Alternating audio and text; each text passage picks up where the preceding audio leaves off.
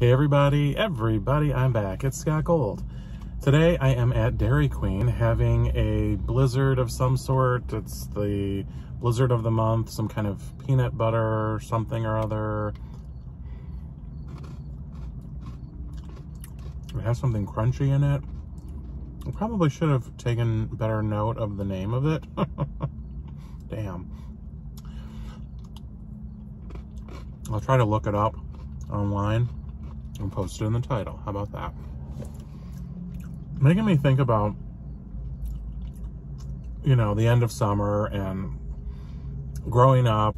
And I started thinking about all the activities my mother would sign me and my sister up for when we were on summer vacation, you know, from school. But it wasn't just in the summer. She scheduled us for all kinds of things, which was kind of funny because my natural default is to be like, I don't want to do it, you know? And I guess knowing that, that's why she was like forcing us to do everything. Now my sister, she loved all that, you know? She really thrived and excelled at sports and music and everything, you know? And I would just was the one that didn't want to really do all that, but we laugh about it now. She's like, oh yeah, remember all that stuff I forced you to do? Like, yeah, I remember.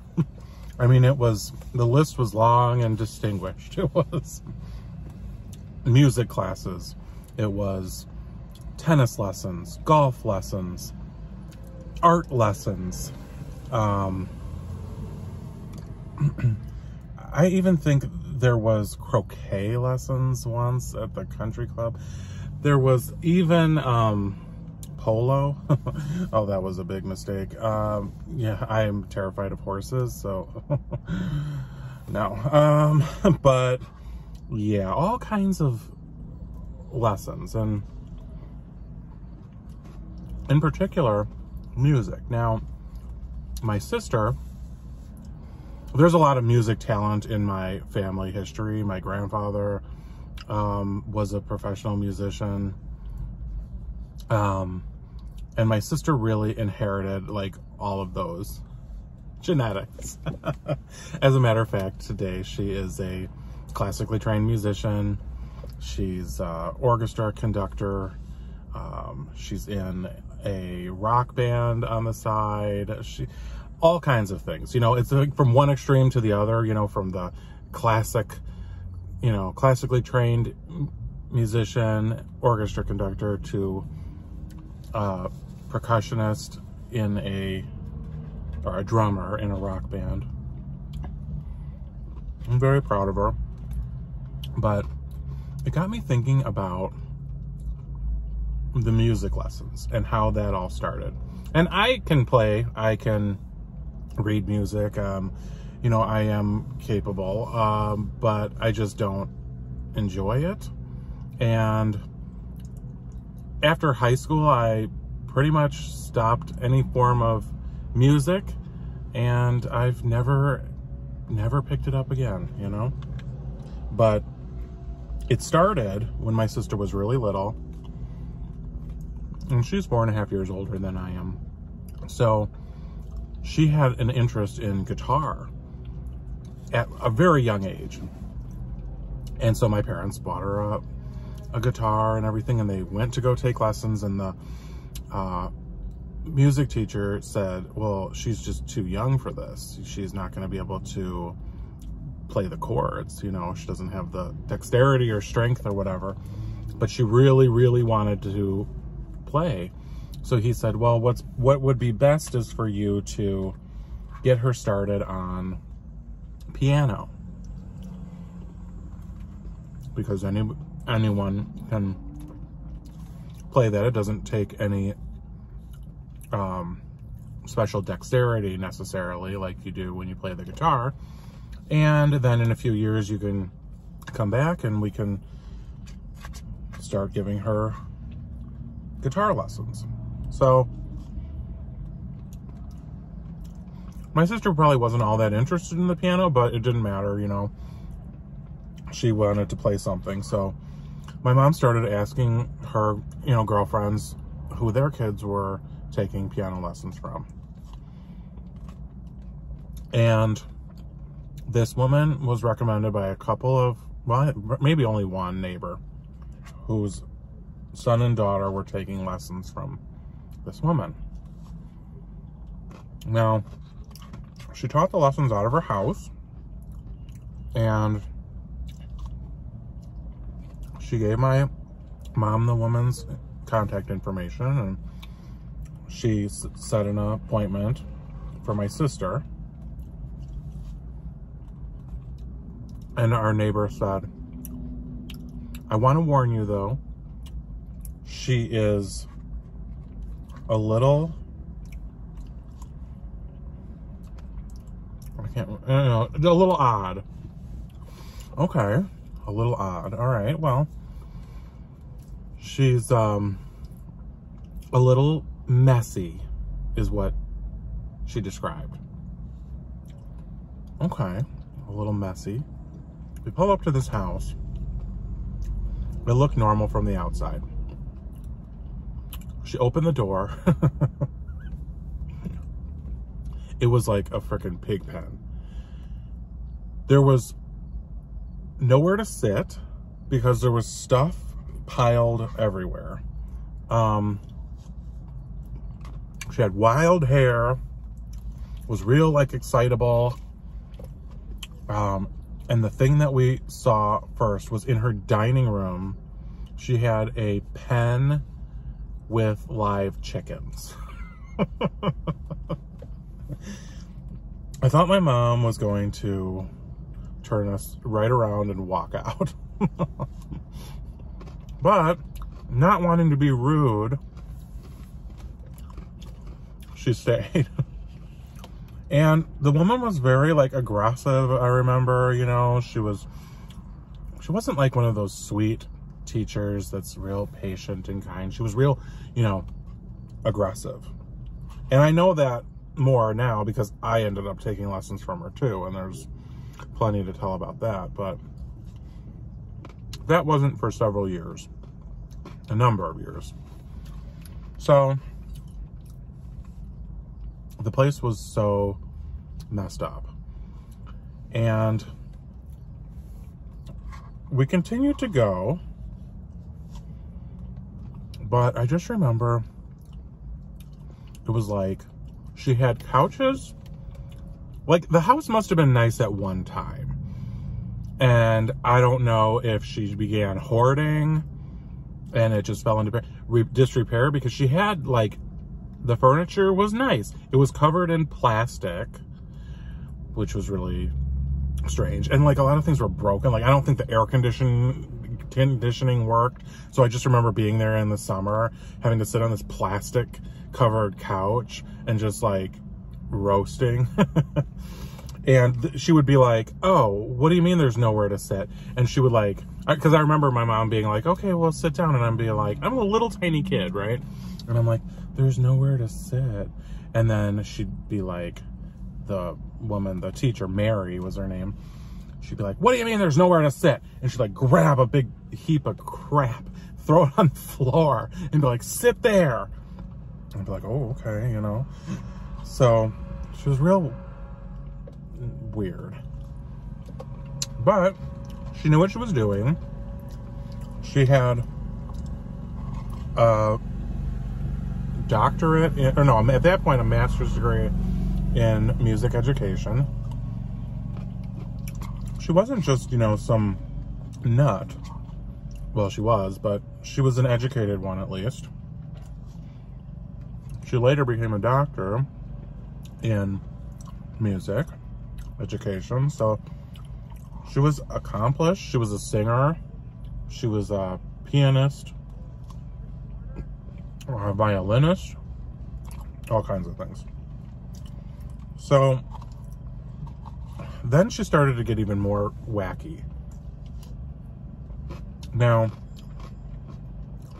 at some point, my mom decided that I needed to take piano lessons too.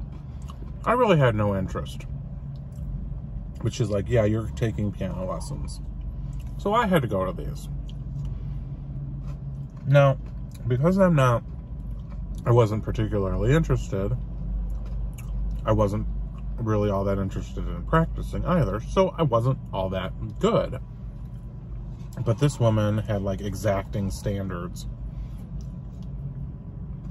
So it was kind of like a recipe for disaster. But there's a funeral home right across the street here, and I don't know, some interesting stuff going on. I'm just waiting for, it looks like the casket could flip at any minute here. They're struggling, but I'll let you know if anything happens. So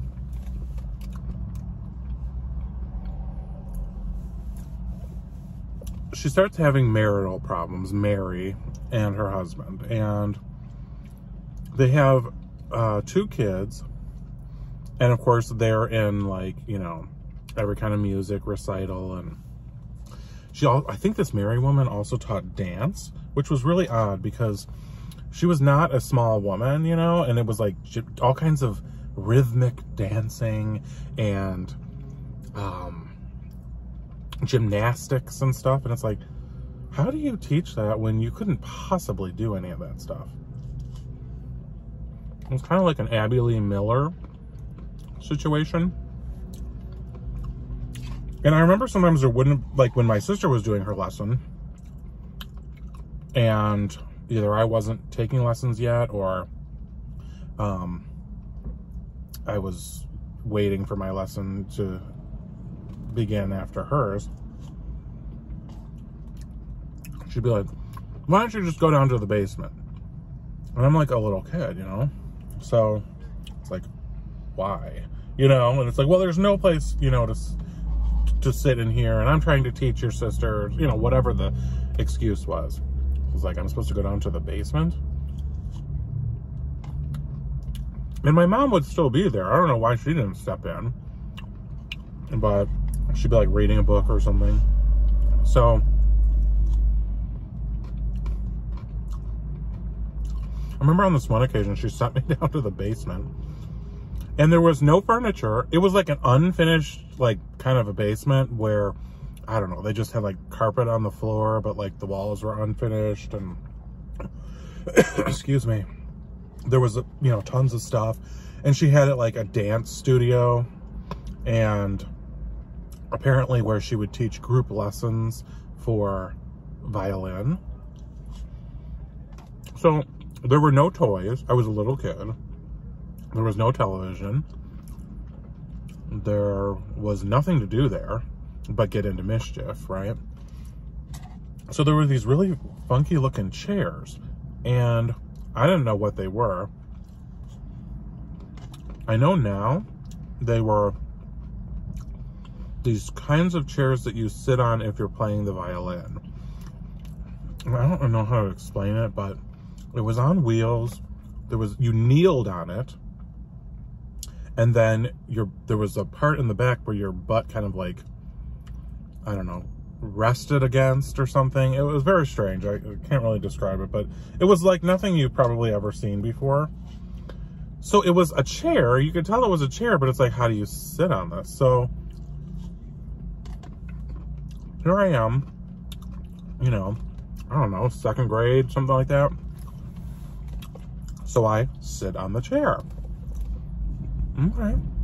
So after the lesson is over with my sister and stuff, my mom and Mary and my sister come downstairs because there was an exit you could leave out through the basement.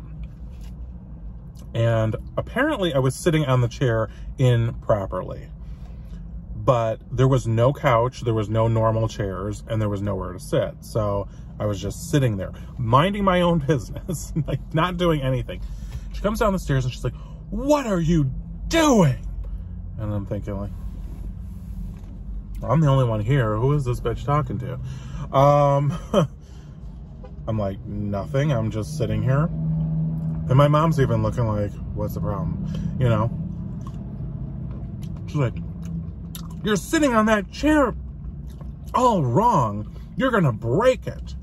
I was like a little kid, you know? It's like, really? Because if her lard ass was sitting on this chair, I'm quite sure a, you know, first or second grader who was, you know, an average sized kid is not going to damage this. So she got all pissed and started yelling and screaming that I'm sitting on the chair wrong. No, there was nothing wrong with it, but they were, you know, they weren't in great shape to begin with. They were kind of ripped, the padding and stuff like that. And I was like, well, it's fine. I mean, it's kind of loose, but I don't know how to sit on this.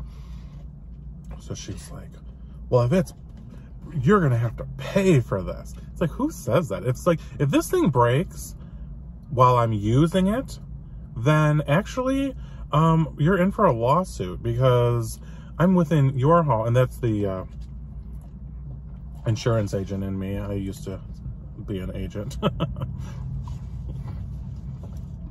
Of course, as a child, I wasn't thinking that way.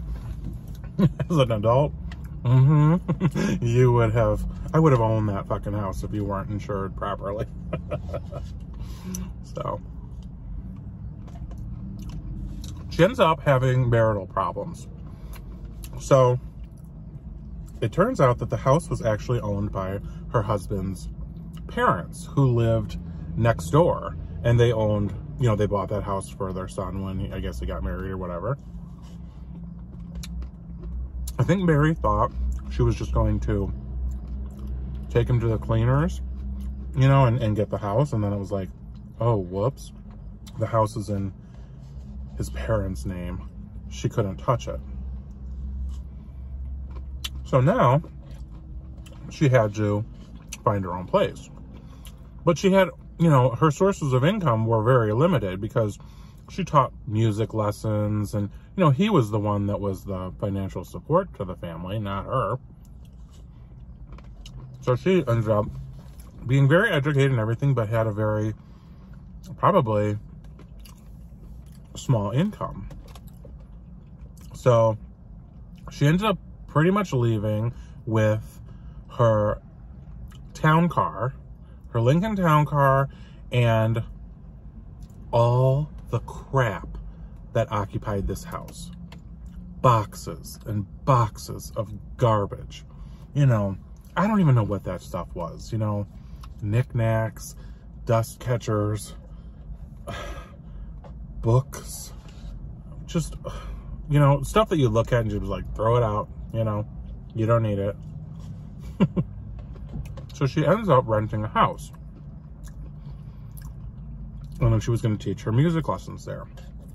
So the house was fairly large, but it was super shitty. You know, just looked like a dump from the outside, looked like a dump inside. And she brought all that shit with her. So I remember showing up for the first time and it was like, I don't even want to get out of the car, you know? Like the front lawn was completely gravel. I was like, where's the grass? Where's the landscaping? I never saw anything like that. So I guess she was trying to figure out what to do. So she ends up teaching music lessons there. Maybe it was like a year lease or something like that. I don't know if she couldn't afford it after a while or what, I'm guessing. And when she moved out, like I remember, the house was actually torn down. So it's like, I don't know what it looked like before she got there, but it was crappy to begin with. So I'm sure it was just more crappy after she left. So she ends up renting. Now it's her and her daughter. Her son at that point, I guess, was living with the father. So they move into this 1-bedroom apartment, and it was in a, there was a storefront in this building, and then apartments in the back and then above. And it was real old, you know, like probably from like the late 1800s or something like that. So she tells us where it is, and it's like there was a comic book, or I want to say like comic book or baseball card shop, a real little shop in the front. So we show up to the address and we're just like, this is a baseball card shop. What the hell? And so we finally figure out that there's an apartment behind it. We had to go through this narrow hall. And the hall was very narrow to begin with. There's all this crap piled in the hall, like to where you have to turn sideways to get by, and there's an apartment at the end. It's like, what's all this shit here? So we knock on the door. She opens up the door. If you thought the first house was bad, it was a wall of stuff, boxes. You know, it was like overwhelming. It was hoarders buried alive. Like, this was before that was a known thing, you know, that wasn't in our vernacular. It's like, this has to be a joke. Like, you had the piano, which was an upright piano that she had there, was right at the door. So you had to try to squeeze your body around the piano. So we get in there, and it's like a joke, you know? I mean, it was like trying to close the door, you know, trying to, like, you know, we're practically like hugging each other, you know, standing in the, me and my mom. And my mom is just like, oh, wow. You know, she's one of those people like, oh, a beautiful new place. And I'm looking at her like, don't try to lie. So she's like, all right, have a seat at the piano. And my mom was just like, should I just like leave? Or, I mean, there was nowhere to go. There was nowhere to stand. Like, she would have to stand like right next to the piano. Just like, she's like, well, you can go into the kitchen. There was a trail. And if you ventured off that trail, God help you, you would be royally screwed. So she's like, you know, and the boxes were like all the way up to the ceiling. There were 2 bedrolls, I don't know what you, like, maybe like sleeping bags on the living room floor next to the piano. And that was where mother and daughter were sleeping. There was a bedroom, but it was just indistinguishable as a bedroom. It was just, you didn't know what room you were in, you know. So my mom gets back to the kitchen, and the daughter is sitting there. There was 2 chairs in this house, and there were 2 kitchen chairs. The daughter just had to be sitting there at the chair. So, I mean, it's just so insane just remembering this, you know. So my mom had to like sit at this other chair, but first like clear it off and everything. So I hated it. You know, I'm like, this is absolutely disgusting. I don't even want to. I hated her. You know, I didn't want to play the piano anyways. I didn't enjoy it. I just didn't want to go. And I told my mom, like, I don't want to do this anymore. And she's like, oh no, it's great. You know, you should, it'll be so great when you know how to play the piano well and everything. Look at how good your sister is. It's like, yeah, well, that's her thing. She is the musician. Everything is not for everybody.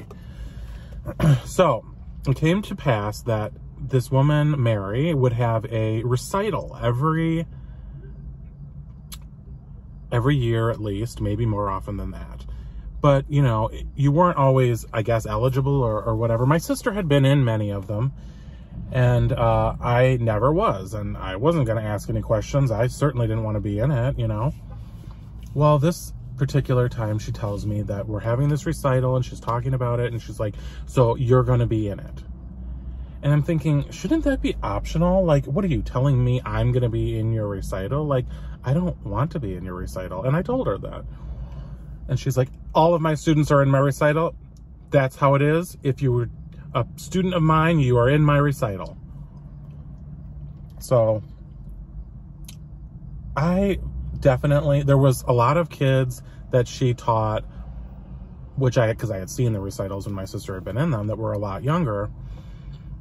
And some of these parents were like, you know, really, really pushy. My mother never was. She wanted us to be in all these activities and all these things, but she really never pushed once I was in it. Like, it didn't matter how good I was at it. She just wanted me to do it. And like, I remember with like swimming lessons and stuff like that, there would be a lot of these mothers, usually foreign mothers that, I don't want to say it, but like kind of new money, you know, and they probably came from nothing, and they were like, now that they made it, they're like, I'm going to have my kid in every single thing possible, and they're going to be the best. And you go to the swimming lessons and stuff, and they would ask the parent, well, at what level does your child swim? And these other parents, so many of them would be like, oh, they're an expert, you know, top level. And my mom would be like, oh, you know, he's probably not that great. Like, just put him in the low one and then see how he does. No, these other people would be like, put them in the top of the class. They'd push them in the water. They would sink like a rock and then have to be rescued by the lifeguard. And it was like, did you not realize that that would be discovered instantaneously and you would look like a complete and utter jackass? I guess they didn't, or they just didn't care. They were going to risk it all. So at any rate, I'm told that I have to be in this piano recital. So I prepared the song, you know, and everything. And I felt really like inadequate because so many of these other kids that I had seen in the recitals in the past were younger and at a much higher level because they actually cared, wanted to do it, or their parents were like forcing them at practically gunpoint to play the piano for hours a day. And my mom, you know, was like, you know, I'm taking them to the lessons, you know, I'm doing my part. So I had to hatch a plan. I was like, I don't want to do this anymore. So how am I going to get out of it? So I told my mom, like, I don't want to do the recital. She's like, you have to if you're going to be in the lessons, and you're going to be in the lessons. So I'm like, well, that's not going to work then. So what else can I do? I decided I was going to throw the recital performance, you know? So that because this teacher was such a demanding bitch, I was like, oh my God, that would be the worst thing ever. If one of her students, one of her pupils, you know, didn't perform at the expected level, she would just be so devastated and everything. And I'm like, I don't know how old I was at this point, but I'm, you know, grade school.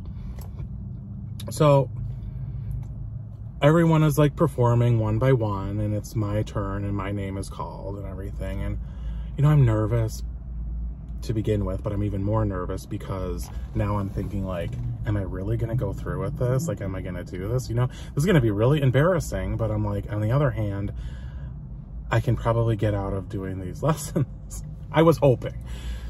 So it's my turn and I'm like halfway through the song. Thanks a lot, asshole. I'm recording here. I'm halfway through the song, playing away and everything. And all of a sudden, I'm like, okay, it's now or never. And I basically completely fuck up. So then, it's like, stop playing. And then I like go back a few measures, and I start playing again, and I screw up again. So now I really am embarrassed, you know, but at the same time, I'm like, I did it, you know? So I also have to, you know, play it off like I'm really mortified or like, you know, oh my God, I can't believe this. So I just pretty much am like, you know, end it, get up. And of course, you know, to be nice, everyone still claps and all that. And I must have been one of the last students. So I'm back sitting there and stuff like that. And then afterwards, there was a reception with like, you know, refreshments. So my parents are there, you know, and they're probably like, oh God, you know? And finally, I'm just like, can we just get the hell out of here? And they're like, yeah. So we just left. And the next week was going to be my next lesson. I gotta watch the time. I gotta get back to work. The next one was going to be my next lesson. So I said, I don't really want to go. She says, yeah, you have to go. So my mom is in the car saying, all right, I just want to warn you, you know how Mary is. There's a good chance she's going to want to talk with you about this and make a big deal out of it. So I don't want you to get upset, you know that that's a possibility that that's going to happen and everything. And I was like, all right. Now, Mary was like really money hungry, too, because she didn't have any money. So we get there and my mom would always pay first, She was that, one that would always write a check and then, pay every time, that sort of a thing. So she gave her the check right off the bat. And then Mary just like lays into me. She's like, I can't believe you messed up at my recital. She's like, I was so embarrassed. You're not taking this seriously. And on and on and on. And I'm just sitting there, And honestly, I'm thinking, what now as an adult, I'm thinking, what the hell kind of a teacher does that? And why would my mom have allowed it? Why, I would never talk to a child like that, especially if they made a mistake in a recital or something like that. It's like, we can talk about it, but you don't need to like admonish the child like that. So she's like, well, I don't want to be your teacher anymore. And inside I was like, oh, thank God, So we just got up and she's like, that's it. We're not having a lesson today. I'm not teaching you anymore. And I was like, thinking to myself, my plan worked. So we left. And of course, the bitch never gave the check back. So we left and my mom was just like, well, that was that. And I was, yep. So that was the end of my piano career. Now, I went on to play music up through high school in other forms, and I played brass instruments and trumpet and different things. But, never again did I ever really play the piano, and never have I missed it, Sometimes I see pianists and I think, oh, I could have done that, if I had really set my mind to it or whatever. And I could have, but, it just wasn't my interest. So I think, about summers and all the activities that so many parents are like forcing their kids. But, my mom did it in a good way. It was like she exposed us to all sorts of various activities, sports, culture, things like that. But it was really up to us if we wanted to, what we wanted to make of it, And for my sister, she made an entire career and a whole life out of it, So it was a good thing. But it was just reminding me today about that whole situation as I had driven past a house that was a complete hoarder situation. And it completely reminded me of Mary, the piano teacher. So anyways, thanks so much for joining me on this trip down memory lane and my whatever this was that I had from Dairy Queen, peanut butter something. I appreciate you watching as always. So if you haven't subscribed yet, it's not too late. If you have, welcome to the family. I love you for watching.